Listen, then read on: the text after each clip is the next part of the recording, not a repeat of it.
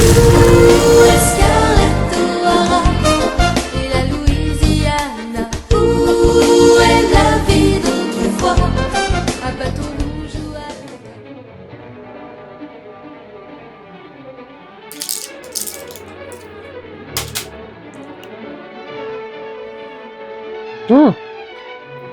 Salut, merci d'être de retour. On vient donc de finir la première moitié de Autant n'emporte le vent, et Scarlett va désormais s'atteler à reconstruire ce qu'elle a perdu dans un monde qui a bien changé. Avant de plonger au cœur du sujet, j'ai fait l'impasse sur un panneau de texte dans la première partie parce qu'il interrompait le développement de l'intrigue, mais il est intéressant, le siège d'Atlanta. La mort tombait du ciel. Pendant 35 jours, Atlanta, pourtant à genoux, s'accrocha avec ferveur, espérant un miracle. Puis s'abattit un silence, plus terrifiant encore que les coups de canon. Là encore, le miracle inclut la survie d'une société basée sur l'esclavage. Atlanta, le pauvre sud, à genoux, s'accrochant avec ferveur, espérant un miracle, est terrifié par la mort, le nord, qui tombe du ciel. Et j'adore comme il diabolise les soldats de l'Union, représentés sous une opulence de vivre et en train de jouer aux cartes, au mépris des vies qu'ils détruisent depuis un mois. Ils auraient pu être garde à vous, mais non, il fallait qu'il y en ait deux qui jouent aux cartes pendant qu'Atlanta subit un silence terrifiant. Enfin passons. La deuxième partie commence elle aussi avec un texte intéressant. Et le vent souffla à travers la Géorgie. Sherman. Pour scinder la Confédération, les sudistes, les laisser abattus et à jamais à genoux, le grand envahisseur marcha, laissant derrière lui un champ de ruines de plus de 60 lieues, s'étirant d'Atlanta à l'océan. Tara avait survécu pour faire face à l'enfer de la famine et de la défaite. La première chose, c'est qu'on voit que le film est pensé avant tout pour les Américains, parce que les autres pays sont un peu dubitatifs quand apparaît Sherman en grand sur l'écran. En gros, c'est comme si nous on affichait, je sais pas, Leclerc, le général, pas le supermarché. On notera surtout que l'Union est représentée comme le grand envahisseur qui laisse un champ de ruines, et je vous rappelle que cet envahisseur, c'est devenu les États-Unis eux-mêmes. Les textes mettent l'accent sur la destruction pour prendre les gens en pitié. Mais c'est la réunification, la victoire qui intéresse l'Union, pas de casser tout sur son passage. Ce sont les sudistes qui ont voulu cette guerre, ils assument, bordel! Ok, pour représenter les choses selon un point de vue sudiste, mais vu que ces putains de textes sont écrits au passé, ce qui me fait galérer pour les traductions, ils pourraient quand même tenir compte de l'évolution des choses, non? Et pour ce qui est de Tara qui survit pour faire face à la famine de l'enfer et de la défaite, vous allez voir en quoi ça consiste. On retrouve les sœurs de Scarlett qui bien entendu sont là pour être de petites pestes. Look at my hands. Mother said you could always tell a lady by her hands. I guess things like hands and ladies don't matter so much anymore. Si. Quel rapport entre l'abolition de l'esclavage et l'instauration de taxes, c'est le fait que vous soyez obligé de bosser pour une fois dans votre vie. C'est des gens comme vous les gens du Nord, c'est juste vous qui n'êtes pas habitués à bouger vos culs. Scarlett's hateful. Ah putain, mais elle la ferme jamais! Quel est l'intérêt d'avoir deux sœurs insupportables si elles sont aussi pourries que la troisième? On est loin de Cendrillon et ses belles sœurs, là, on est plus proche des trois sorcières. Tara, I hate Tara.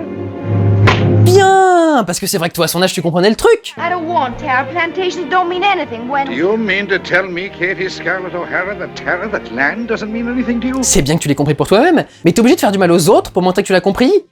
Un peu plus loin, le père de Scarlett arrive et souhaite lui parler du traitement qu'elle inflige aux domestiques. You must be gentle with them.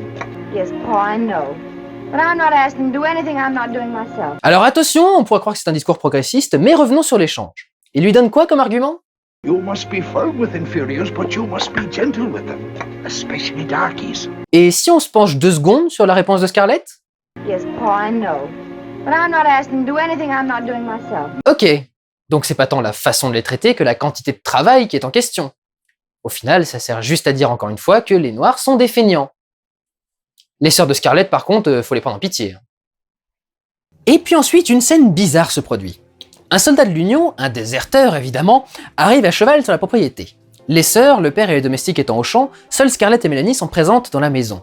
Mélanie s'était levée pour proposer d'aider Scarlett, malgré le fait qu'elle tremble encore de fièvre, et est déjà remontée quand l'homme pénètre dans la maison. Il a le temps de faire le tour du salon pendant que Scarlett sort un pistolet chargé et l'attend dans les escaliers. You're alone, little lady?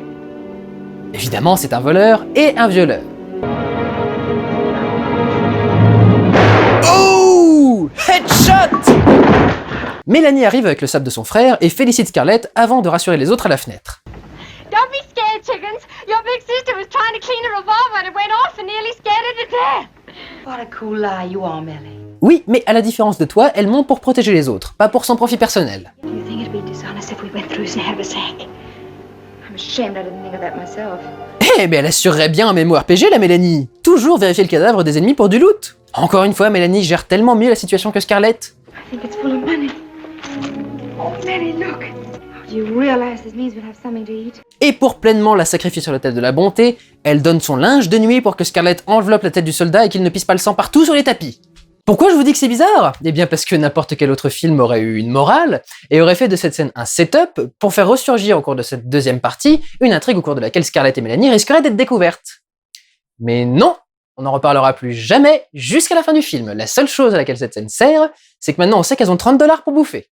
En revanche, ça signifie que notre personnage se sort de ses problèmes non pas par le travail, mais par le meurtre et le vol, sous couvert de légitime défense. Qu'est-ce que ça va aider notre Scarlett à progresser en tant que personnage? Well, I guess I've done murder. I won't think about that now. I'll think about that tomorrow. Et puis un jour... It's all over the wall! Et ça veut dire que, Ashley be coming home. bien sûr, aucune évolution We'll de... plant more cotton. Cotton ought to go sky high next year. Ok. Toute évolution est bonne à prendre, hein. Si elle commence à s'intéresser plus à son champ de coton qu'à Ashley, moi ça me va. De leur croisade perdue revinrent les cavaliers en lambeaux. Blafards et titubants, ils retournèrent à ce qui fut autrefois une terre de grâce et d'abondance. Mais ils ramenèrent avec eux un autre envahisseur, plus cruel et vicieux encore qu'ils n'auraient cru. Les Carpetbaggers. Bon, là franchement, si vous n'êtes pas capable de sentir la haine dans le message, c'est que vous êtes capable de confondre un discours de Hitler avec une blague carambar. Mais pour l'heure, attardons-nous sur ce nouvel ennemi qui représente le Carpetbagger. Dans la période qui a suivi la reddition du Sud, le Nord envoyait une partie de sa population dans les terres nouvellement conquises. Le but était évidemment de s'accaparer certaines des richesses au passage, mais surtout de s'assurer de l'application des lois en cours au Nord et transmises au Sud, et de s'assurer la transition des esclaves en citoyens libres. Voyons comment le film traite ça. The flag it makes you free. So we sing the chorus from Atlanta to the sea while we were marching through Georgia. Have you room in your carriage for a dying man? I got no room for any southern scum alive or dead. Un gros black avec une canne bling bling qui a un blanc à son service et qui refuse de transporter un soldat blessé. Tout ça a été choisi. Ça aurait pu être un blanc, mais c'est un noir. Il aurait pu être sympa, mais c'est un enfoiré. Et la petite réplique à la fin, pour bien montrer que les nordistes sont des enculés. Act like they won the war. Yeah! Demander de l'aide quand un mec se vide de son sang? Quel culot, ils ont perdu après tout. Si, quelque part ça compte, parce que dans cette partie, certains Afro-Américains ne sont plus esclaves, ils ont été libérés. Et dans ce film, si les Noirs ne sont pas demeurés ou dociles, ce n'est jamais à leur avantage. Ici, l'avarice et l'égoïsme. On notera donc que Mamie, en bonne ancienne esclave, et malgré son intellect, reste à Tara avec Prissy et Pork. Ils aident à s'occuper de tous les anciens soldats, car Mélanie, bien sûr, n'a pas pu s'empêcher de partager leur bonne fortune avec tous les démunis du coin. Mais acte de charité récompensé, puisqu'elle obtient ainsi des nouvelles de Ashley, qui aurait été fait prisonnier par les Yankees. Un peu plus tard, Frank Kennedy vient auprès de Scarlett, désormais chef de famille, pour demander la main de sa sœur Sue Ellen. Miss Scarlett, if true love carries any weight with you, you can be sure your sister will be rich in that. Souvenez-vous de ça. Vous n'avez pas idée. Et puis soudain...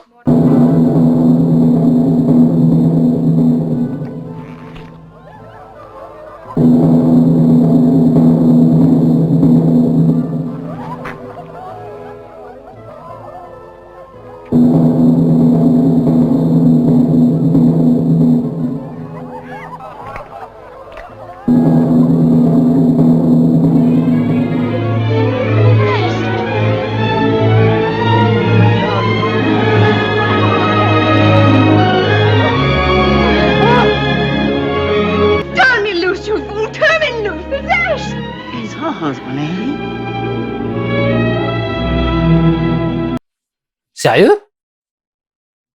Merde, si elle devient gentille et morale, qu'est-ce que je vais avoir à raconter jusqu'à la fin du film, moi?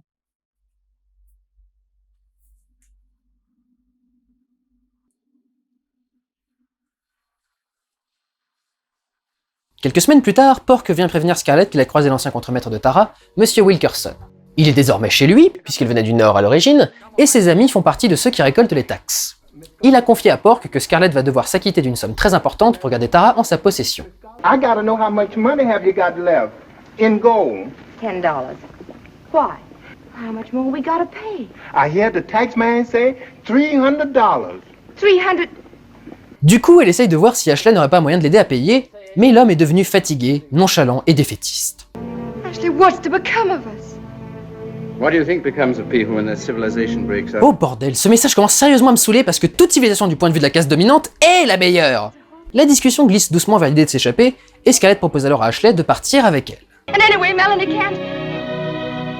Dr. Mead told me she couldn't ever have any more children, and I could give you. Est-ce qu'elle vient d'utiliser la santé fragile de Mélanie pour se donner un avantage? Et dire que je croyais qu'elle avait grandi. Cette femme n'a donc aucune décence, aucune morale. Elle s'y intéressait même plus à ce grand con. Bien sûr. Eh ben c'est du joli, tiens. You do love me, you do love me. Don't. Scarlett, I'm not going to forget her. Mais finalement, Ashley se ravise, et Scarlett dit ne plus rien avoir pourquoi se battre. There's nothing left for me. Nothing to fight for. Nothing to live for. Ashley lui rappelle qu'elle a toujours Tara, mais un instant plus tard, tout cela est mis en péril. Monsieur Wilkerson débarque pour proposer de racheter Tara, mais Scarlett les vire aussi sec. Leur discussion a cependant énervé le père O'Hara, qui décide d'enfourcher son cheval et de poursuivre le Yankee.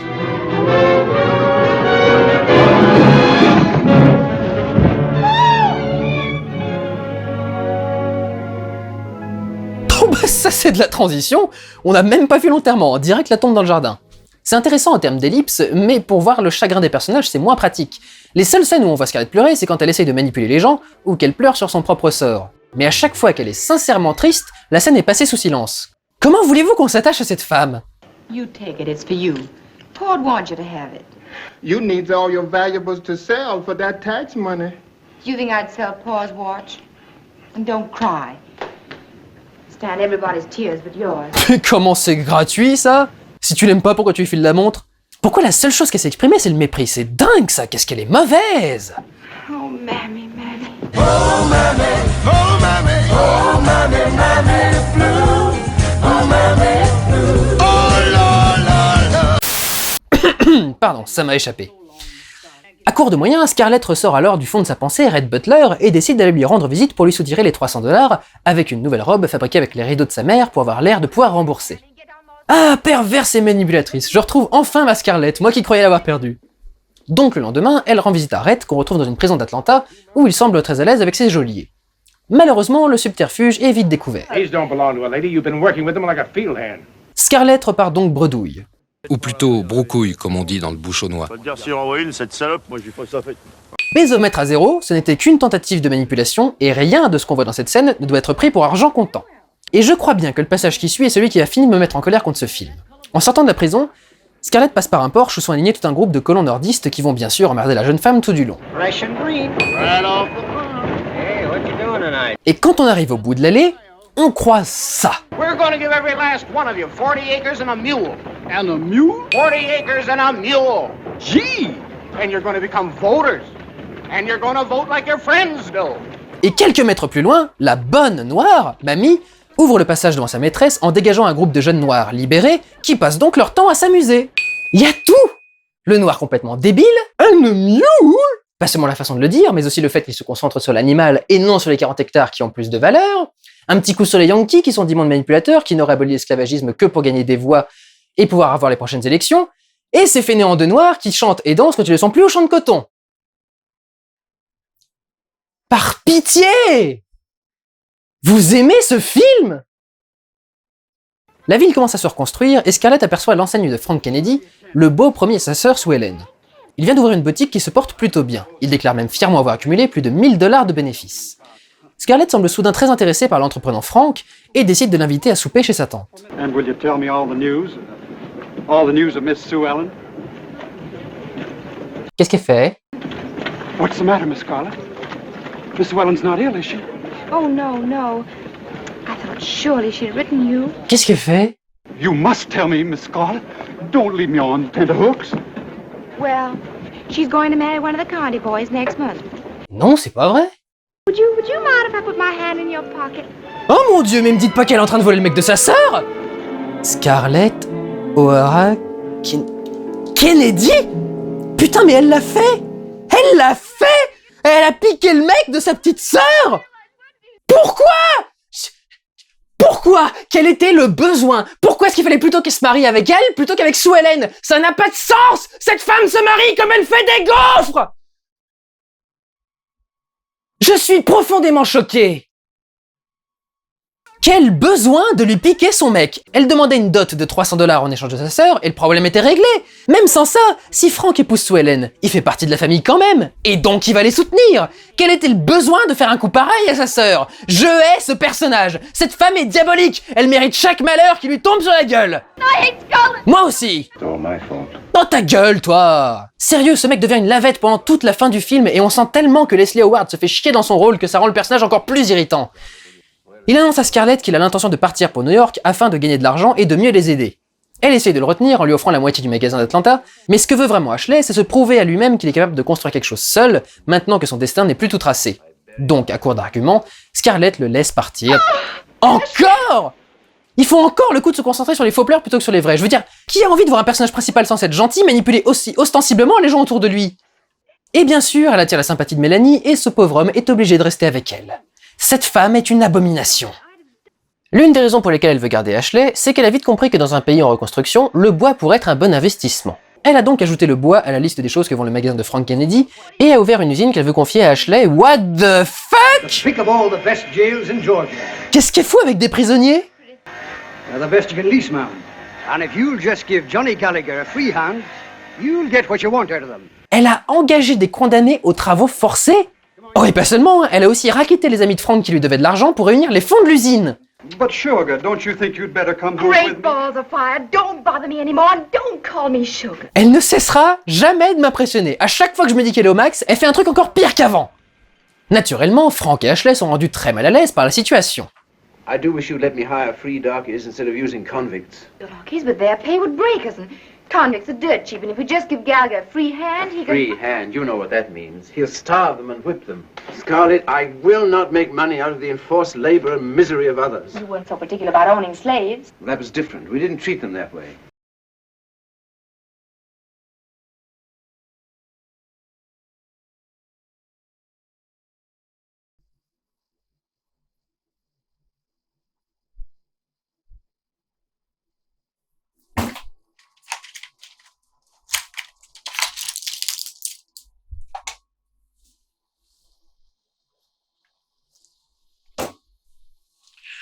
Qu'est-ce qu'elle en dit, Lupita Nyong'o?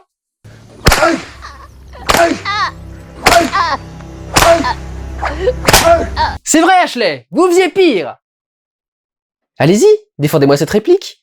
Parlez-moi du fait que le film date de 1939, de l'Oscar d'Hattie McDaniel, ou des belles images du film peut-être. Allez-y, justifiez-moi le révisionnisme sudiste. À sa décharge, Ashley dit qu'il aurait de lui-même affranchi ses esclaves, peu importe l'issue de la guerre. Mais il a tendance à faire un peu trop facilement de son cas une généralité. Pire, il sous-entend même qu'il n'était jamais maltraité, alors qu'on a vu Scarlett violenter Prissy plusieurs fois. I'm going to make friends with the Yankee carpetbaggers and I'm going to beat them at their own game and you're going to beat them with me. Wow, passage abrupt de la Southern Belle à l'ultra-capitalisme. Je voudrais insister ici sur le fait que le problème de notre personnage pour faire tourner son business, c'est que ça l'emmerde de payer sa main-d'œuvre. Vous avez bien entendu, cette femme préfère faire appel à des prisonniers traités comme de la merde, au prétexte qu'ils sont gratuits, que de considérer une seule seconde la possibilité de payer ses employés. Je la comprends quelque part, c'est le fantasme de toute entreprise capitaliste. Avoir des employés tellement dociles et dévoués qui finissent par en travailler gratuitement pour le bien de leur entreprise. Mais ça n'en fait pas un personnage que j'ai envie de voir triompher. Non. Même Mélanie est choquée que Scarlett essaye de faire du commerce avec les nouveaux nordistes. C'est vrai que jusque-là, elle leur a plutôt envoyé des mottes de terre que des livraisons de bois, mais que voulez-vous, ce film a décidé de ne jamais expliquer les motivations de Scarlett, juste de montrer qu'elle est motivée. Mais je crois que cette partie du film est une de celles qui, malgré tout, développe l'appréciation pour Scarlett. Dans le contexte de l'époque, Scarlett devient une femme moderne qui bouscule les conventions comme elle a toujours aimé le faire. Elle gère son propre business, elle fait du commerce sans idéologie, et commence même à conduire elle-même son fiacre. Et c'est là que Red fait un petit tour pour voir comment va son investissement. Tell me, Scarlett, do you never shrink from marrying men you don't love? Oh oh oh! Bam! Je suis content parce que c'est le premier personnage qui lui fait remarquer pour lui faire comprendre qu'elle est débile. Tous les autres personnages, en particulier Mélanie et Ashley, voient là-dedans un immense sacrifice personnel. How did you ever get out of jail? Why didn't they hang you? Ouais, désolé mais je laisse le bésomètre à 0. Scarlett se met en route pour son prochain rendez-vous, mais un incident va se produire sur le chemin. La charrette de Scarlett est arrêtée sur un pont par deux hommes, un noir qui va retenir la charrette et un blanc qui va agresser notre héroïne avant qu'elle ne tombe dans les pommes. À cet instant, Big Sam, qui était dans un camp d'esclaves libérés, entend les cris et vient à la rescousse. Pour être totalement honnête avec vous, cette scène a été largement modifiée par rapport au livre de Margaret Mitchell. Dans le livre, les deux agresseurs sont noirs, et ils ne sont pas là parce que parfois deux hommes aiment aller dans une forêt ensemble et se promener dans une rivière, mais parce que ce sont tous les deux des esclaves affranchis qui viennent du même camp que Big Sam. Pendant le travail d'adaptation, le NAACP, le mouvement de défense des droits des Afro-Américains, avait menacé Selznick d'un boycott du film s'il n'atténuait pas le caractère raciste qui avait déjà fait réagir la communauté à la sortie du livre. Malheureusement, cela crée aussi des problèmes puisque cela provoque une incohérence avec une prochaine scène. Ce que j'arrive pas à comprendre, c'est comment le reste du film a pu rester aussi raciste si Selznick était conscient du problème. C'est presque à croire que ça l'a tellement fait chier de modifier la scène qu'il s'est vengé en ajoutant plein de petites touches par-ci par-là. Big Sam ramène Scarlett chez Frank Kennedy à Atlanta, qui l'enjoint à rentrer au plus vite à Tara. Il invite sa femme à se rendre chez Mélanie, puisqu'il doit se rendre à un meeting politique. Nobody cares about me. Tout tourne-toi depuis 2h30 de film, connasse! Les gens ne pensent qu'à toi depuis le début! Elle se rend donc chez Mélanie, où tout ce que le film compte de personnages féminins semble s'être réuni pour la garder dans la pièce. Y compris India Wilkes, la sœur de Ashley, et celle qui était à l'origine promise à Charles, le premier mari de Scarlett. Ouais, la nana a quelques trucs sur la conscience. What happened this afternoon was just what you deserved. Oh. And if there was any justice, you'd have gotten worse. Oh. I do hate you. Oh. You've done all you could to lower the prestige of decent people. Oh. Dans ta face, Scarlett! And now you've endangered the lives of our men because they've got to end it. India est sur le point de révéler la raison de cette soudaine protection de Scarlett quand des bruits de chevaux se font entendre. On frappe à la porte et Mélanie sort un pistolet, mais ce n'est que Red Butler. En effet, quoi que soit parti faire Frank, son meeting politique semblerait causer du grabuge et Rhett a entendu les Yankees parler d'un piège. Il est venu demander où sont les hommes pour les prévenir à temps. C'est alors que Mélanie révèle qu'en vérité, les hommes sont partis, je cite, « nettoyer les bois » après l'agression dont a été victime Scarlett. Dès qu'elle apprend ça, des bruits de pas se font à nouveau entendre et les Yankees débarquent pour savoir où sont les hommes. Mélanie les gère, like a boss comme d'habitude, et ils repartent pour suivre leurs recherches. Keep on with your sewing, ladies. And I'll read aloud. Qu'est-ce qu'on se faisait chier à l'époque? Butler finit par revenir avec Ashley dans une scène comique, au dialogue assez bien rodé qui la rend plutôt drôle. But he led a raid tonight on that shanty town where Mrs. Kennedy got into trouble this afternoon. A lot of those shanties were burned. A couple of men were killed. On y revient. 20 secondes et on y revient. These two have been with me tonight. Yes, sir. We dropped in on a friend of mine. And the captain's. Mrs. Belle Watley. La supercherie fonctionne et les Yankees s'en vont. On révèle alors qu'Ashley était blessée et non alcoolisée, et on a même droit à une petite blague pour clôturer le tout avant d'avoir toute la vérité. Were you really there? Does she have cutlass chandeliers, plush curtains, and dozens of mirrors? Good heavens, Mrs. Meade, remember yourself.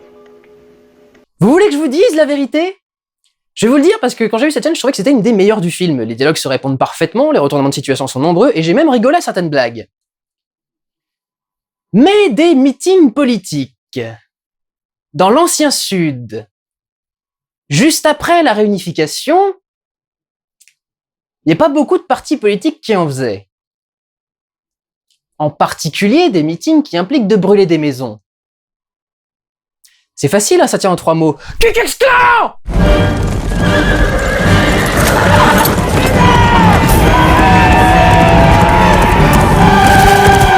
Can't see fucking shit out of this thing.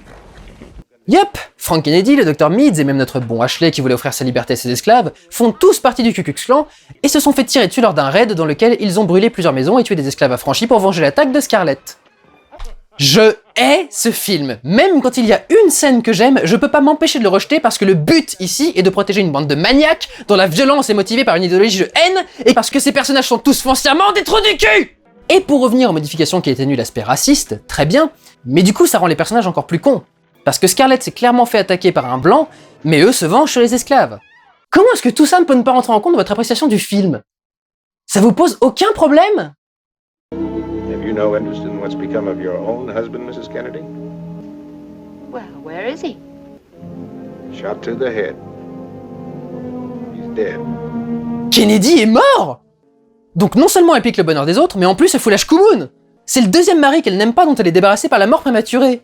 Est-ce que chaque molécule de cette femme est un concentré de méchanceté et de haine tel qu'elle corrompt tout ce qu'elle touche?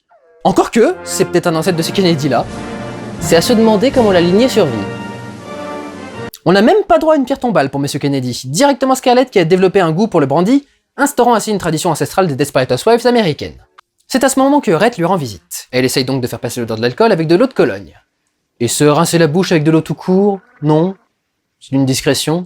It's no good, Scarlett. What? The cologne. On voit tellement sur sa gueule qu'elle a la bouche en feu et qu'elle se sent conne. C'est du niveau de la nana qui se brûle en chantant dans son fer à friser. Voilà, c'est notre héroïne, mesdames et messieurs. Non, à vrai dire, pour la première fois du film, et peut-être la seule, Scarlett va enfin être honnête face aux conséquences de ses actes. I'm afraid of dying and going to hell. I ought never to have married Frank to begin with. Oui. He was Sue Ellen's boy and he loved her, not me. Oui. And I made him miserable. Oui. For the first time, I'm finding out what it is to be sorry for something I've done. Oui. Un développement du personnage, un changement dans sa façon de considérer les autres. Notez que je ne sais absolument pas ce que Frank Kennedy a fait pour mériter un tel changement, mais je prends quand même. Elle prend enfin conscience de ses actes et qu'il y a autre chose dans la vie que son nombril. Même Rhett ne fait rien pour la déculpabiliser. À vrai dire, il l'enfonce même encore un peu plus et lui dit qu'elle n'a pas vraiment de regrets, elle se rend juste enfin compte de sa vraie nature, et dès qu'elle ira mieux, elle recommencera. Je sais pas de quelle version du script vient cette scène, mais elle est parfaite. C'est la seule où je vais mettre un bésomètre satisfaisant, parce que c'est la première fois qu'on voit à quel point Rhett comprend Scarlett, et pourquoi ils iraient bien ensemble. Il était temps, on est à 2h50 de film. Et donc, comme pour la première fois depuis leur rencontre, ils partagent 5 minutes de connexion, Rhett demande Scarlett en mariage. Face à son refus effronté, il va la gagner grâce à un gros palot bien baveux. Moi, homme fort et viril qui embrasse bien, épouse-moi.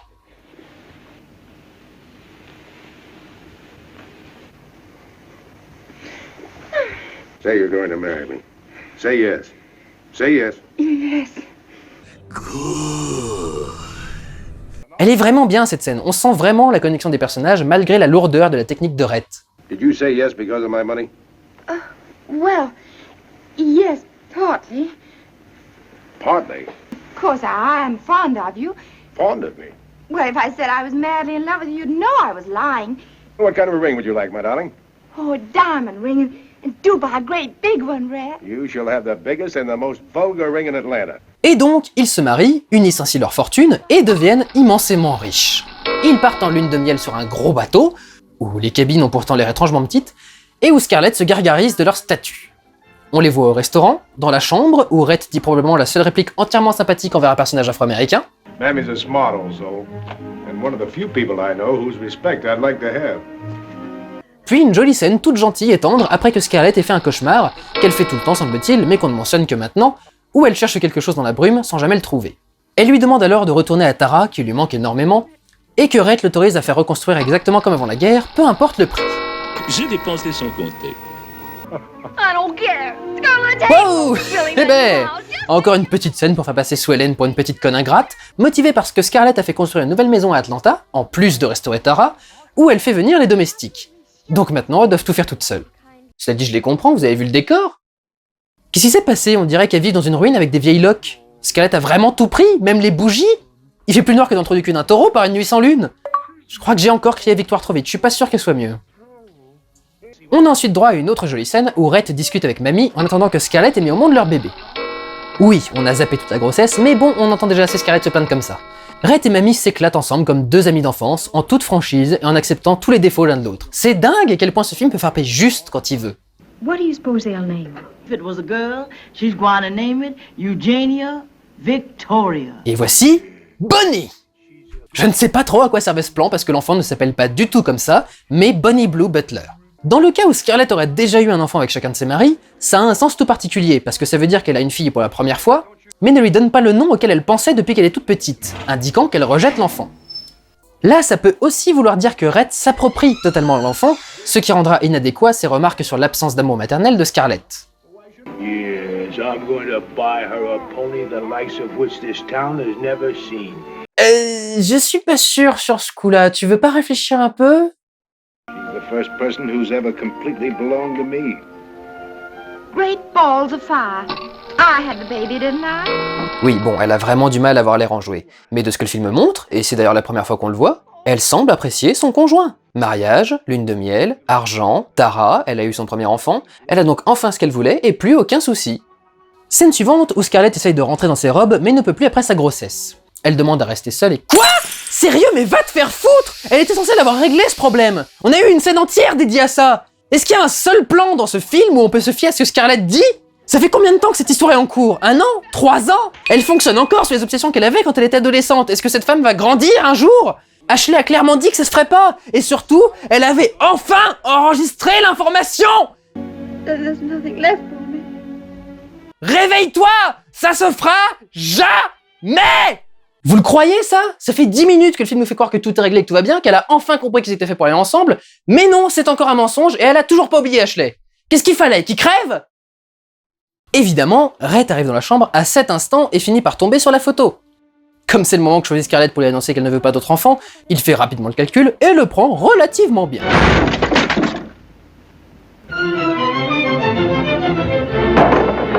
Et vous voyez, c'est un truc que j'arrive pas à comprendre avec ce film. Même les personnages sont conscients que Scarlett est une conne. You're both hard-headed businesswomen and you're both successful. But you've got a heart, Belle. Alors pourquoi tout tourne autour d'elle? Putain, je comprends pas. On a un personnage principal détestable et pourtant par un étrange jeu du sort, tout le monde la déifie. Oh mon Dieu! C'est Twilight! C'est Twilight!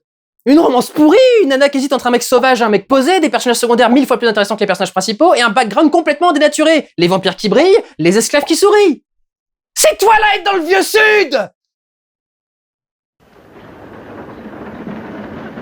Je sens comme un foreshadowing, pas vous? Scarlett se plaint de devoir promener le bébé elle-même alors qu'ils ont des domestiques, ce qui encore une fois montre beaucoup d'amour pour cet enfant, alors que Rhett, lui, est en admiration devant sa fille et soigne désormais leur image pour qu'elle ait accès aux meilleures familles d'Atlanta. En attendant, il l'entraîne à faire du poney, et plusieurs années passent en quelques scènes.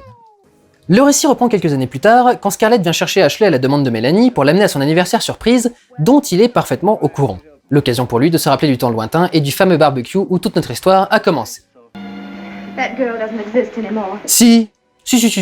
Rassure-toi, le script a fait en sorte que tu ne changes pas d'un poil. Tu contrôles tout autour de toi, tu es incapable d'apprécier ce qu'on te donne, et tu fous le bordel partout où tu passes! Ils se font surprendre par Madame Meads et India Wilkes, qui bien sûr répandent rapidement la rumeur. Elle arrive aux oreilles de Rhett, qui se jette sur l'occasion pour se venger du désamour de sa femme, en l'envoyant se faire humilier publiquement. Wear that. Nothing modest or matronly will do for this occasion. And put on plenty of rouge. I want you to look your part tonight. Oh, et pour parfaire le tout, il la plante devant l'entrée, c'est génial. Scarlett va enfin bouffer le plancher. Vous savez quoi? Pour une fois, elle a rien fait de mal, mais elle a tellement foutu la merde depuis le début du film que même une punition injuste reste agréable à regarder.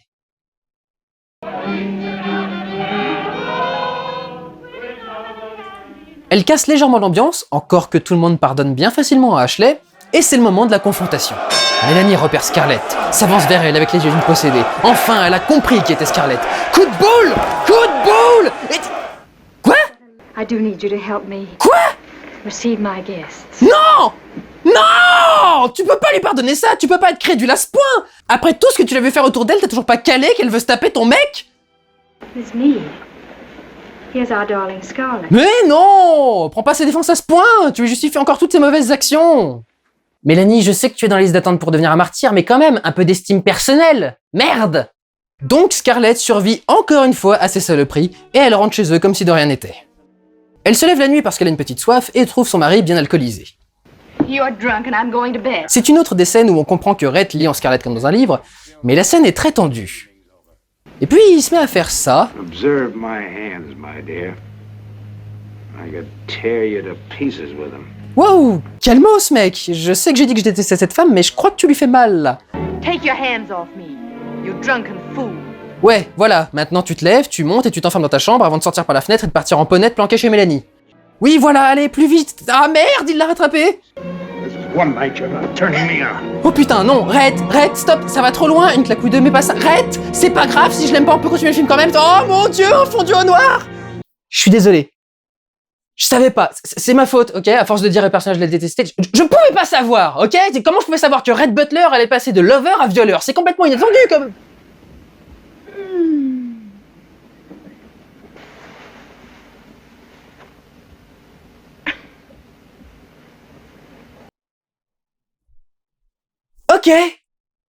Ok, vous savez quoi? Vous trouvez que le racisme est justifié? Vous trouvez que c'est une belle histoire d'amour? Qu'est-ce que vous dites de justifier le viol conjugal? C'est exactement ce qu'on vient de voir. Il la soulève de force dans l'escalier, fondu au noir, et nouvelle scène. Ah, il m'a bien démonté hier soir, qu'est-ce que je me sens mieux? You act mighty happy this morning, Miss Scarlett. I am, Mammy, I am. Je suis choqué au plus profond de mon âme. Vous pouvez pas faire un truc pareil, vous pouvez pas faire un plan qui suggère qu'il y a eu un viol, et juste après faire un fondu sur un truc tout léger comme si rien de grave s'était passé.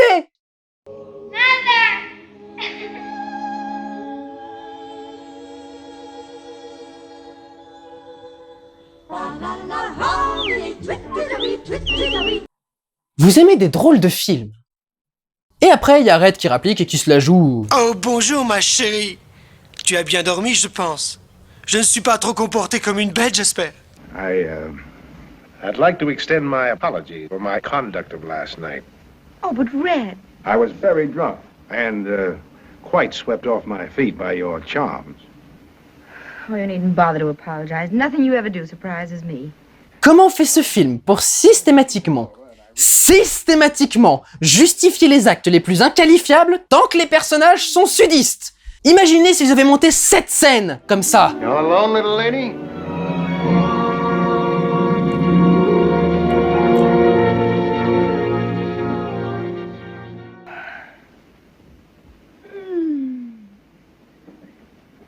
Ce film est dégueulasse. Comment j'ai pu ne jamais entendre les féministes parler de ça? Leslie Fiedler dit que les femmes ne sont en général pas critiques envers la scène et qu'elle correspond grosso modo à ce que les femmes ont en tête quand elles fantasment sur le viol. Elle suppose que Scarlett n'était pas vraiment réticente à un rapport, mais souhaitait qu'il prenne les commandes et insiste. Je précise que Leslie Fiedler est un homme, mais apparemment il a raison puisque ça ne semble ne choquer personne.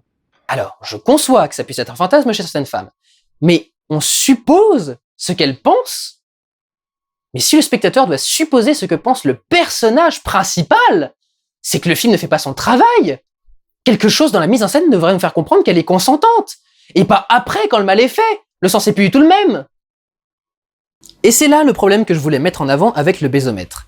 Quand on sait qu'elle se fout de Rhett parce qu'elle pense encore à Ashley bientôt 10 ans plus tard, comment imaginer qu'elle puisse fantasmer secrètement de se faire prendre de force par Rhett? Ça va pas ensemble. Toutes leurs scènes de rapprochement qui n'ont eu lieu qu'après le mariage quasi forcé ont été foutues en l'air par la scène de la photo le lendemain de l'accouchement. Si le spectateur doit imaginer ce qui se passe, autant lire le bouquin. C'est que le film ne fait pas son boulot, à moins que ça ait du sens de le cacher, et c'est pas le cas ici. Pour le spectateur, on a vu une femme qui clairement n'avait pas envie ne serait-ce que de dormir avec son mari, qui s'est fait soulever de force et fondue au noir. Je sais pas, un rire quand il la soulève, au lieu d'un cri. Oui, parce que je pense pas vraiment que le film essaye d'encourager ce genre de comportement, en tout cas j'espère. Mais en langage cinématographique, voilà ce que traduit la scène. Le réveil tout sourire valide la scène du mari bourré qui prend sa femme de force. Si le film essaye de faire comprendre que c'est ce que voulait Scarlett, les plus de 3 heures qu'on vient de voir n'amènent pas à comprendre ça. Pour l'heure, voyons ce que le film a en réserve pour m'horrifier davantage. Scarlett, I've been thinking things over and I really believe it would be better for both of us if we admitted we'd made a mistake and got a divorce. Est-ce que c'est un concours? Il demande le divorce le lendemain de son viol? Genre, je me suis rendu compte que t'es une conne et que je préférais te taper que t'embrasser. On divorce? Bah génial du con! T'aurais pas pu t'en rendre compte 8 heures avant? Et pour finir, il lui annonce qu'il part sur le champ pour Londres et qu'il emmène sa fille avec lui. Cette relation vient sérieusement de dérailler en l'espace de 2 scènes. Red s'en va donc à Londres, où Bonnie se réveille la nuit à cause de cauchemars comme le faisait sa mère. Apparemment c'est suffisant pour renvoyer la bonne, qu'il a laissé dormir sans lumière, et surtout pour que Bonnie se rende compte que sa mère lui manque. Ils reviennent donc à Atlanta, où Red réserve un accueil glacial à Scarlett. En principe, je serais content, mais ça me rend mal à l'aise maintenant leur mésentente cordiale. Ouh! Qu'on suit la nuit où vous étiez tous les deux bourrés et où il t'a sauté dessus? Je suis pas sûr que ce soit une très bonne idée. Well, cheer up. Maybe you'll have an accident. Oh bah sympa ça aussi. Wow!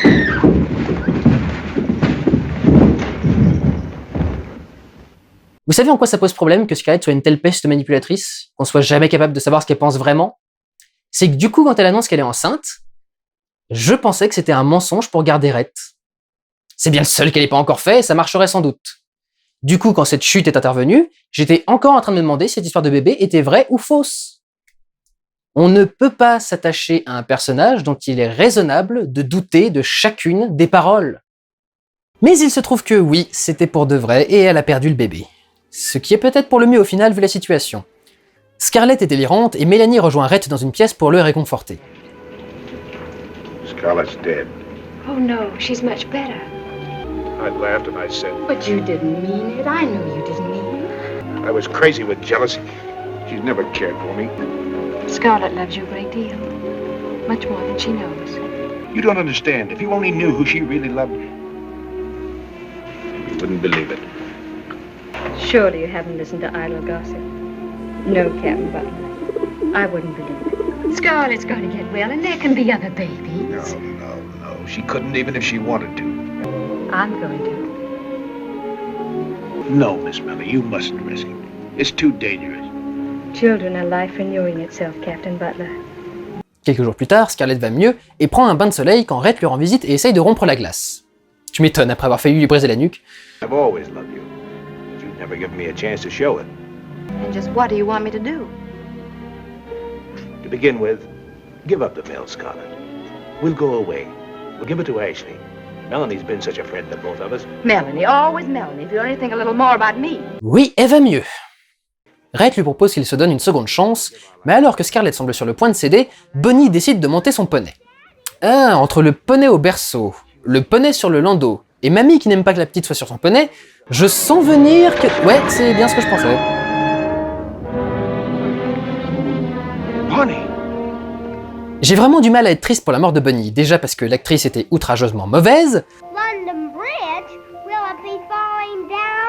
probablement une ancêtre de Jack Lloyd, mais aussi parce que Scarlett n'étant presque jamais affectueuse envers l'enfant avant cette scène, qu'elle a grandi entre deux scènes et qu'on l'a surtout vu chouiner, on n'y est pas vraiment attaché et sa perte ne semble pas importante. Ce film a une façon de traiter les morts qui n'aide pas non plus, on perd vraiment pas de temps. Et comme on approche de la fin et qu'on ne va pas cesser d'enchaîner les malheurs à partir de maintenant, je pense que la scène qui suit est intéressante pour traiter une fois pour toutes le problème des Afro-Américains dans ce film. Hattie McDaniel a reçu un Oscar pour son rôle dans Autant n'emporte le vent, un argument que les gens mettent souvent en avant pour défendre la représentation des Noirs dans le film et qui a fait taire les critiques du NAACP. La question que je me pose, c'est quelle scène lui a fait gagner son Oscar? Et j'espère que c'est celle-ci. C'est une scène bouleversante où elle fait le récit de la folie qui s'est emparée du couple depuis la mort de Bonnie, qu'elle raconte en sanglots tout le long du chemin, en seulement 2 plans, donc quasi en plan séquence, qu'elle tient à la perfection. Je dis « j'espère », parce que si on est un peu pessimiste, on peut se dire que c'est peut-être plus son portrait très cliché d'une domestique noire, capable de gronder, de se moquer de ses maîtres, mais docile, qui a enclin le jury à la nommer. Si elle a gagné l'Oscar, elle n'a pas eu le droit d'entrer dans la salle de l'avant-première du film, par exemple, donc on est en droit de se poser la question. Est-ce que ce n'est pas pour véhiculer avec succès les clichés sur les Afro-Américains qu'on a reconnu sa performance, plus que pour son jeu d'un personnage émouvant et fort? Et si on va au bout de la théorie du complot, on peut même imaginer que l'Oscar lui a été offert pour diminuer la connotation raciste du film. Je sais pas, pour moi ça excuse rien.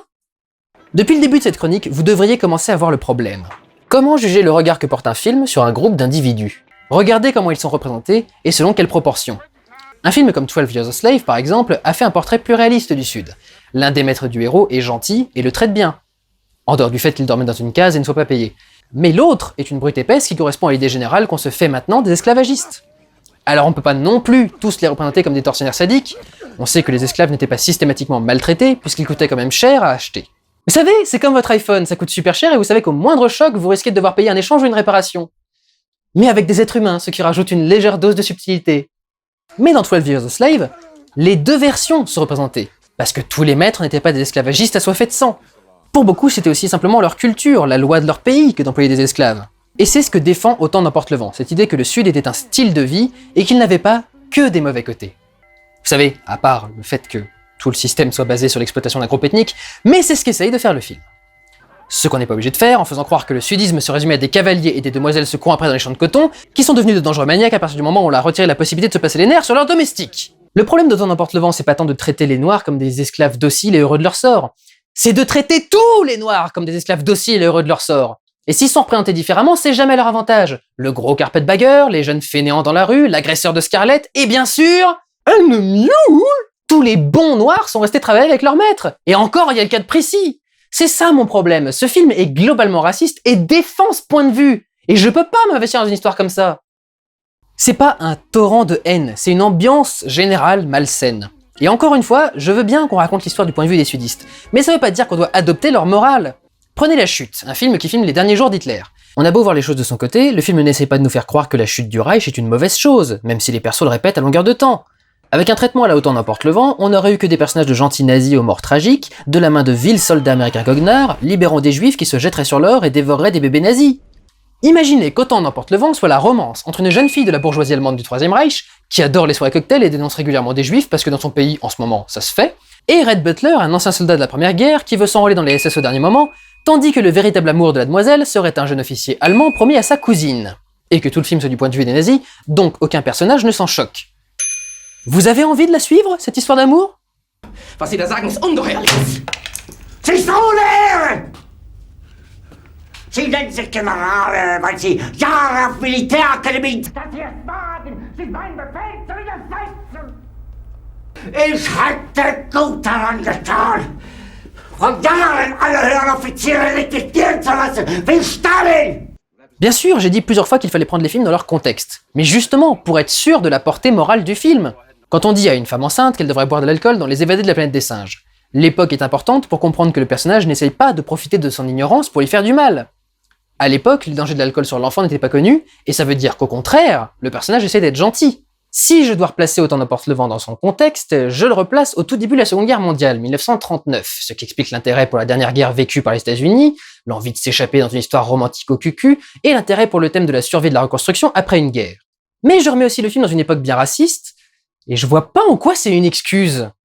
Je veux dire, on n'a pas interdit tous les films qui ont été produits pendant le Troisième Reich, mais ceux de Leni Riefenstahl, on leur pardonne pas d'avoir l'idéologie de l'époque.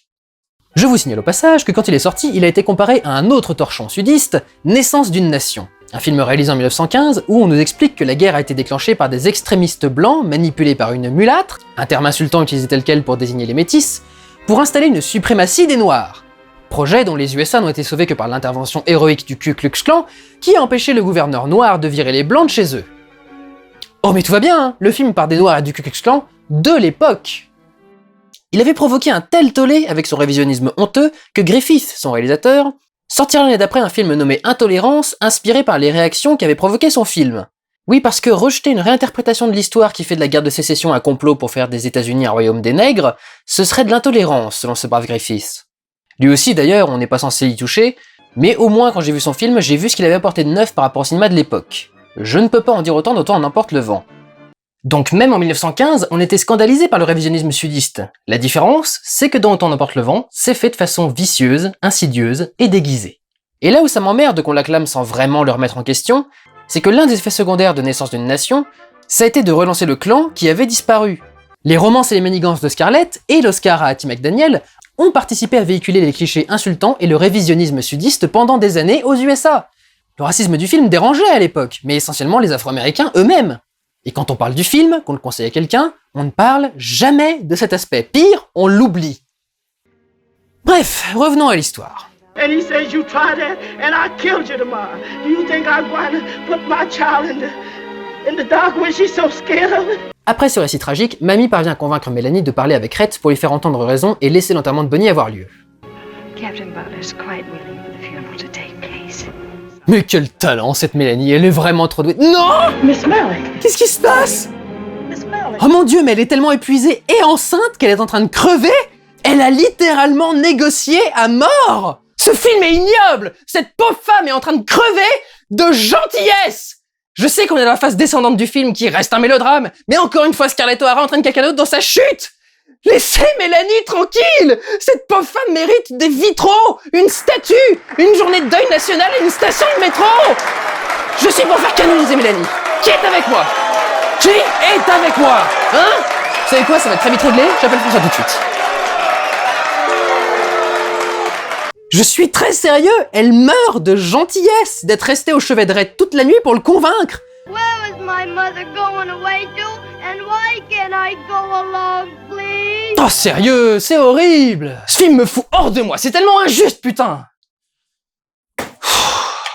Excusez-moi, je vais me calmer avant la suite. Miss Mellie's going to die in peace. I won't have you easing your conscience telling her things that make no difference now. Ah, un personnage sensé. Mélanie reçoit Scarlett et lui fait alors ses dernières recommandations. Look after my little son. Please, Melly, don't talk this way. I know you'll get well. Promise me. Yes, yes, in Europe and upon it. Qu'est-ce qu'elle a dit? Yes, in Europe and upon it.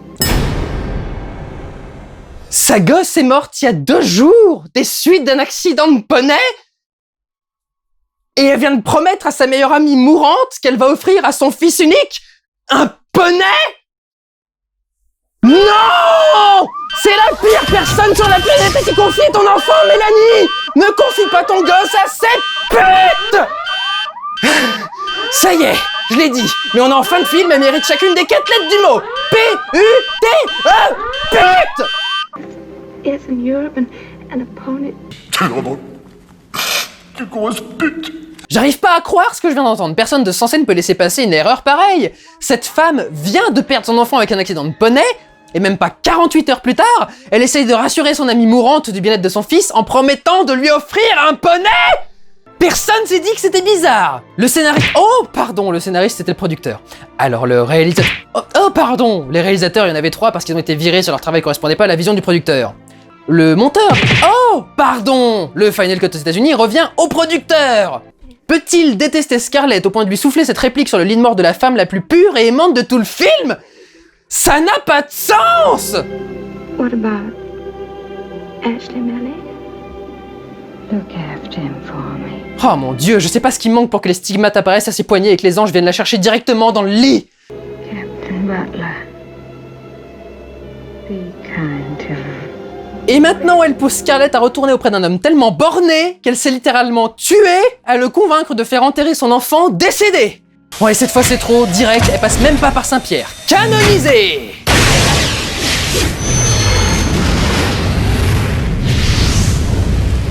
Donc, Mélanie meurt, et avec elle, tout personnage appréciable de ce film. Et quand elle sort, elle se précipite dans les bras de Ashley, ce qui fait rage quit Rhett. L'homme est totalement désespéré et se sait perdu sans sa femme, ce qui semble enfin faire tilter la demoiselle. Ashley, you should have told me years ago that you loved her, not me. Il l'a fait! Il l'a putain de fait! 3 fois! 3! Il est pas intéressé! Lis la presse! Somehow, I don't care. Somehow it doesn't matter. Si, un peu, ta meilleure amie est en train de crever dans la pièce d'à côté, à cause de ta foutue obsession pour Ashley qui a rendu ton mari foudrage au point que Mélanie est morte de fatigue pour le convaincre! Ça compte, connasse! Et donc elle se précipite à la maison pour retrouver Rhett, au moment même où Mélanie rend son dernier souffle. Mais Rhett a déjà pris sa décision et décide de quitter Scarlett. Red, if you go, where shall I go? What shall I do? Ah, donc c'est pas de perdre ton mec qui t'emmerde, c'est de te retrouver toute seule. Notre romance, mesdames et messieurs. Et là arrive la réplique la plus culte de toutes, une pierre marquante du cinéma. Frankly, my dear, I don't give a damn. Qu'on peut traduire en français par « Va te faire foutre, Scarlett ». Can't think about this now. I'll go crazy if I do. I'll think about it tomorrow. But I must think about it.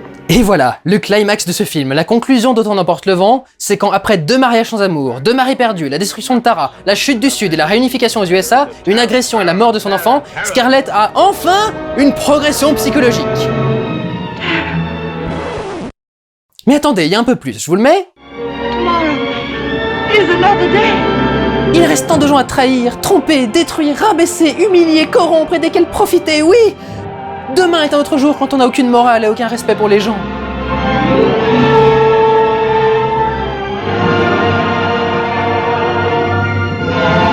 Et c'est fini!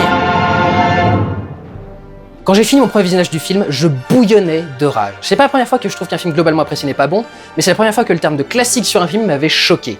J'ai vraiment dû chercher pour trouver des gens qui regardaient ce film avec un regard critique. La plupart du temps, je tombe dessus par hasard. Vous savez pourquoi ça m'a d'autant plus surpris au fur et à mesure de mes recherches? C'est que je me suis rendu compte que la plupart des gens inclus dans le tournage étaient parfaitement conscients que c'était une merde! Bien sûr, il faut prendre des pincettes, parce qu'en 70 ans, les informations ont fait tellement de fois le tour du téléphone arabe qu'il est difficile de savoir ce qui est vrai. Mais c'est peut-être ça le plus drôle, que les gens aient encensé ce film alors que tous ceux qui ont bossé dessus savaient que c'était une daube incohérente. Les acteurs, par exemple, dont la plupart détestaient leur rôle. Vivian Leigh n'aimait pas le personnage de Scarlett, en particulier après le changement de réalisateur, mais j'y reviens. Clark Gable méprisait toute l'histoire, jugeait que ce n'était qu'un film pour gonzesses sans intérêt, et a détesté tourner une scène où il apparaissait en larmes. Leslie Howard se trouvait beaucoup trop vieux pour son personnage, puisqu'Ashley aurait dû avoir... C'est une bonne question. Ça a beau être le seul personnage dont on souhaite l'anniversaire, on ne dit jamais son âge dans le film. Bon, bah attendez 2 secondes, je vais regarder sur Google, hein. Quoi? 21? J'ai 27 ans? Genre non! C'est le pire choix de casting du film! Quoique, la mère aura quelques 3 ans de plus que la fille, c'est pas mal aussi dans son genre. Tu m'étonnes qu'il se trouvait trop vieux, le personnage n'a plus du tout le même sens si c'était un jeune homme fougueux de 21 ans au début de la guerre, qui revient à un monde détruit où il n'a pas de place. Un adulte a déjà eu à se relever de ce genre de chute. Le meilleur pour la fin, il trouve comme Gable l'histoire débile. Marrant, hein, les deux mecs trouvent que cette histoire à l'eau de rose est pourrie. Mais ne cherchez pas, quelle que soit la faute, elle vient forcément d'un seul homme qui a quasi inventé le principe du producteur mégalomane qui se croit capable de faire de l'art, David Selznick. Le tournage a été chaotique, Selznick se prenant pour un auteur et réécrivant les scènes en rajoutant du dialogue pour dire des choses qui étaient déjà montrées, et en retirant tout ce qui expliquait les réactions des personnages pour mettre des répliques qu'aucun être humain ne prononcerait en dehors d'un mauvais script. I tell him that I love him, and then he can't marry. The Almighty, most merciful. Melanie, it's all your fault. I hate you, I hate you. I hate your baby. If only I hadn't promised Ashley. Somehow, I don't care. Somehow it doesn't matter. Mais le problème, c'est que le cinéma, ça marche pas comme ça. Chacun a son boulot. En réaction au délire de Selznick, chacun a fait sa sauce dans son coin. Vivien Leigh et Olivia de Havilland ont continué à se faire coacher par George Cukor, le premier réalisateur, jusqu'en fin de tournage. Vivien apportant également avec elle une copie du livre original, ce qui avait pour effet de mettre Victor Fleming, le réalisateur de la plus grosse partie du film, dans une colère noire. Fleming détestait Scarlett et a beaucoup fait pour supprimer tout ce qui permettrait d'expliquer les actions de la jeune femme. Chacun a voulu en faire un film différent. Cukor voulait faire un film fort mais noble, tout en retenue. Fleming voulait faire un mélodrame bien vulgaire, où tout est le jeu du sort qui s'acharne sans autre explication, et comme il a tourné plus que les autres, c'est ce qui ressort du film. Et Sammoud est un yes man qui a fait tout ce que David Selznick lui demandait. On a un ensemble bâtard qui essaye à la fois d'être un film épique avec une conne, et un film d'amour gnangnan au milieu mais très éloigné d'une histoire épique. Oh, ça fait le travail, hein, ça a réussi à raconter l'histoire avec un début, un milieu et une fin, mais c'est inconsistant dans son style, extrêmement lourd dans ses dialogues, et Scarlett n'est qu'une grosse conne sur laquelle on veut faire croire que le sort s'acharne alors qu'elle mérite tout ce qui lui tombe sur la gueule. D'ailleurs, tous les personnages du film sont les architectes de leur propre destruction. Ashley qui suit la tradition et non son cœur, Mélanie qui suit sa dévotion et non sa santé fragile, et Rhett pour... avec... du début à la fin du film en fait. Alors certes, on peut y voir un écho sur la chute du Sud, mais quand on veut faire un film sur la survie, c'est quand même con que les personnages passent leur temps à la saboter. Surtout quand on sait que la plupart des choses qu'il reproche à ce nouveau monde sont ce qui en fait le monde civilisé d'aujourd'hui. Respecter les différences comme égales et payer ses employés. Et pour finir sur les personnages, ils ne sont tout simplement pas intéressants quand ils ne sont pas détestables. J'ai exagéré mes réactions au film pour cette critique, mais je n'ai rien ressenti pour eux. Je hais Scarlett, Ashley est une lopette, tout comme chacun des maris de la pouffe, Rhett est un gros beauf, Mélanie pour toute sa bonté frôle la connerie ou en tout cas la candeur, y'a que Mamie qui déchire tout, mais comme elle reste après l'abolition de l'esclavage, j'ai l'impression de voir Shaft qui travaille à McDo. J'ai surtout regretté qu'on ne se focalise pas plutôt sur eux que sur Scarlett, qui telle Bella est le personnage le moins intéressant et le plus tête à claque au sein de sa propre histoire, dès lors qu'on ne pense pas comme une nana.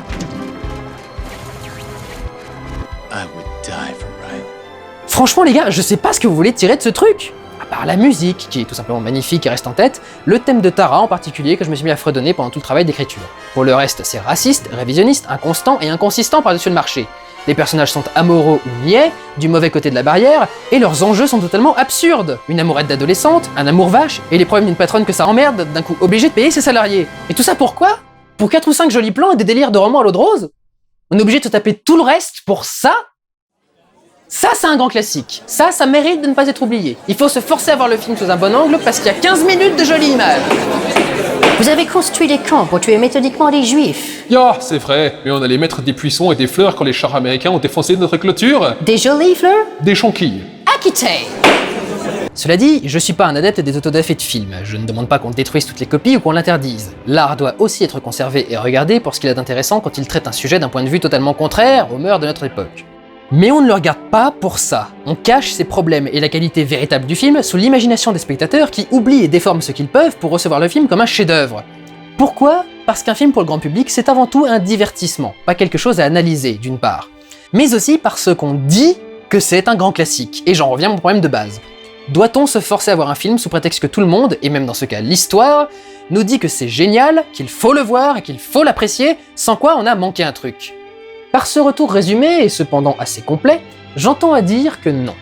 D'une, ces films ne sont pas parfaits. De deux, on n'est pas obligé de les apprécier. Et de trois, on n'est pas obligé de les regarder. Par corollaire, on ne peut reprocher à quelqu'un ses goûts ou ses connaissances cinématographiques en fonction de ce qu'il a vu ou de ce qu'il n'a pas vu. Le cinéma est une expérience personnelle et il faut donc la construire au gré de ses envies. Regardez ce qui vous plaît, film d'auteur, série Z, blockbuster ou film indépendant turc, et quand vous en avez l'occasion, ou par curiosité, Regardez un peu du reste quand vous en avez envie. Pourquoi ? Parce que les réalisateurs font pareil, et chacun a tiré ses goûts et son vocabulaire cinématographique de films très divers qui s'entre-inspirent les uns les autres, comme Tarantino et ses films Grindhouse, série Z, qu'il transforme en art vivant. Non, vous n'avez pas besoin de voir des vieux films pour apprécier le cinéma. Chaque film est vu et digéré par des réalisateurs qui, consciemment ou inconsciemment, reproduisent les mêmes codes. Il ne vous manquera rien pour apprécier un film si vous n'avez pas vu les grands classiques. Prenez Xavier Dolan, un des réalisateurs québécois les plus ingénieux et créatifs de ces dernières années, et il a gagné une Palme d'Or sans jamais avoir vu un seul Hitchcock. Je ne dis pas qu'il n'y a pas de grands classiques, intemporels et d'excellente qualité. En revanche, certains classiques me semblent trop souvent ne pas mériter leur titre. Un film comme Citizen Kane reste intéressant cinématographiquement et au niveau de son intrigue, puisqu'il est après tout un biopic fictif, ce qui marche encore de nos jours. Sur un sujet encore d'intérêt aujourd'hui également, la mégalomanie, ses conséquences et ses origines. Un film comme La Belle et la Bête de Jean Cocteau bénéficie d'un travail de lumière, de costume et de récit qui lui laisse un aspect féerique et un attrait pour les enfants. Mais d'autres n'ont plus rien à voir avec nos valeurs et nos intérêts ou nos références culturelles. Pourtant, personne n'a le droit de toucher à un grand classique sans être rejeté et moqué. Je suis personne, j'ai pas le pouvoir de les remettre en cause et de toute façon je dis pas qu'il faut arrêter de les voir. Je dis qu'il faut arrêter de penser que les classiques sont des essentiels, qu'il faut arrêter de penser que ça sent bon quand ils pètent et qu'il faudra tout simplement reconnaître pour certains qu'ils pètent. Alors on doit se souvenir d'Autant n'emporte le vent.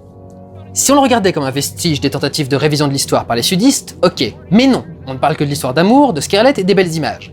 Des belles images, il n'y en a pas que dans Autant n'emporte le vent. Il y a plus de 100 ans de films qui essayent de faire des belles images, et bien assez qui y arrivent pour pas avoir à se forcer à regarder celui-là. Si vous devez le voir ou le revoir, regardez-le pour sa façon insidieuse de véhiculer les clichés racistes au sein d'une œuvre. Pas tel que Selznick l'a vendu, comme une fresque épique et la plus belle histoire d'amour, un point culminant du savoir-faire hollywoodien, parce que c'est faux, et tout à partir du lancement du tournage de ce film est un exemple à ne pas suivre. En clair, regardez ce qui vous plaît, et regardez-le intelligemment, sans prendre en compte le qu'en dira-t-on. Je suis fier de pouvoir passer un aussi bon moment devant mon oncle de Tati que devant Comme chien et chat. Et même dans ce dernier, je peux trouver plus d'intérêt dans ce que ça a apporté au cinéma, la technologie qui fait parler les animaux en CGI par exemple, que les délires de producteurs et un script stupide, peuplé d'un personnage imbécile, rattrapé par les images, la musique, le montage et les sauces que les spectateurs montent dans leur tête, puisque le film ne leur en donne pas pour tremper leurs chips. Leurs chips étant les événements de l'histoire. Est-ce que j'arrive à me faire comprendre avec le délire des chips et de la sauce? Le cinéma, surtout un grand classique, vaut mieux qu'Autant n'emporte le vent. Connasse. Ce film est un brûlot raciste, sudiste et l'histoire d'amour, niette. Regardez-le sans vous détourner des éléments qui ont l'air déplaisants, parce qu'ils le sont, et vous verrez bien que j'ai raison et que vous avez tort. Merci à vous pour ces 3 ans de cinéma de Durandal, prenez soin de vous et allez voir des films. Ciao. While we were marching through Georgia, hurrah, hurrah, we bring the Jubilee. Hurrah, hurrah, the flag that makes you free. So we sang the chorus from Atlanta to the sea, while we were marching through Georgia. Et grosso modo, je me suis rendu compte de 2 choses. Une, on considère souvent que les grands classiques sont parfaits, et de 2, on considère souvent que les grands...